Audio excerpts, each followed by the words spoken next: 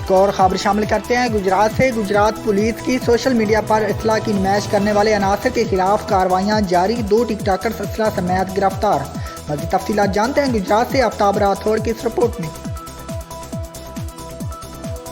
जी, Gujarat police की social media पर असला की नुमाइश करने वाले अनासर के खिलाफ कार्रवाइयाँ, 2 टिकटॉकर असला समेत गिरफ्तार।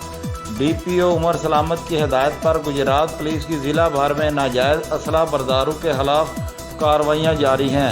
एसएचओ थाना सदर गुजरात सब इंस्पेक्टर मुजाहिद अब्बास ने अपनी टीम के हमरा कार्रवाई करते हुए सोशल मीडिया पर असला की नुमाइश और हवाई फायरिंग करने वाले 2 मुल्ज़मान को असला समेत गिरफ्तार कर लिया। गिरफ्तार होने वाले मुल्ज़मान में दाऊद आजम वल्द मोहम्मद आजम सकना गिलावाला, सजाद हैदर वल्द मुश्ताक अहमद सकना मोइनुद्दीनपुर शामिल हैं।